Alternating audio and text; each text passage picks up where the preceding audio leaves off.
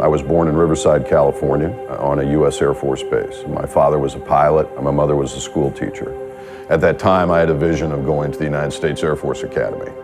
I had a lot of goals going into the academy, obviously wanting to be a pilot. It was a career that I really believed at that time was right for me.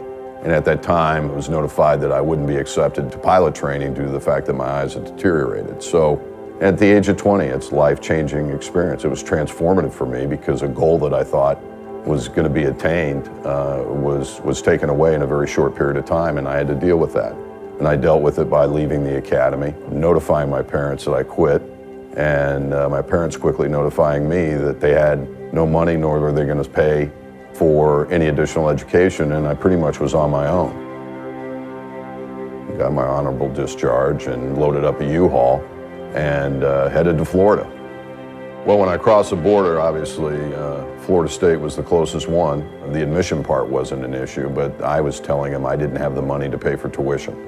So there they introduced me to the financial aid, and I was able to immediately get some support, not only to pay for my education, but some cash in my pocket. And one thing I did learn from survival training in the Air Force Academy is I could go 45 days without food. I just needed water. So there were a couple days there where I didn't have a lot to eat, but I was drinking a lot of water. You got to keep in mind, you're a 20-year-old kid with a U-Haul. You now are on your own. And when I arrived at Florida State, and the people that I met there really, really made me feel like I was the only person that they were concerned about. They were authentic, they were transparent, they listened, and I'll always remember that and always be grateful for it.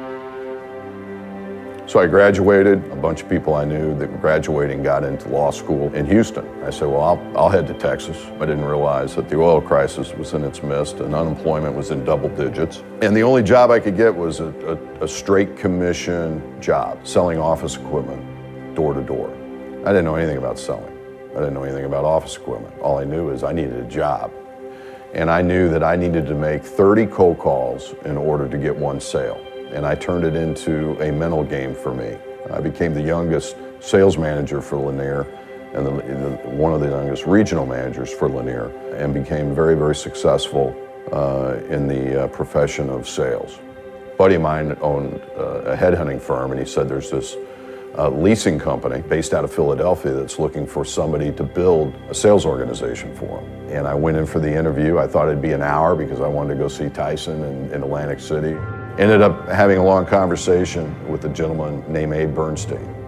Abe was trying to create a company to sell leasing to manufacturers. Well, there were a lot of leasing companies out there at the time, and we were a small company, and quickly realized that we couldn't compete on price at all. And so what I did is I went out and I hired salespeople that had sold the product, so that when they went into the owner, they not only understood their industry, they understood the conditions, the objections, the issues that confronted their business on a daily basis.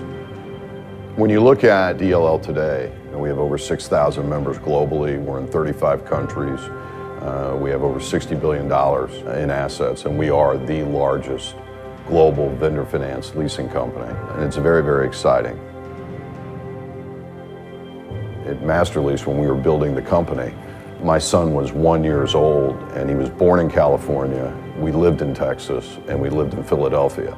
Not a lot of women and spouses would support that type of mobility, but that's a type of partnership and understanding and support that enabled me to really follow the career, and I am blessed to have that in Tammy. I look back to the day that I pulled up in a U-Haul with $47 and met with the counselors and the staff at FSU. And the lesson that I learned from that is to listen, to really understand what it is a person across from you is asking. And a lot of times they may not even know, and to help guide them through that process. And that lesson that I learned at Florida State is a lesson that I take today as I sit with customers, and those are values that I will carry with me the rest of my life.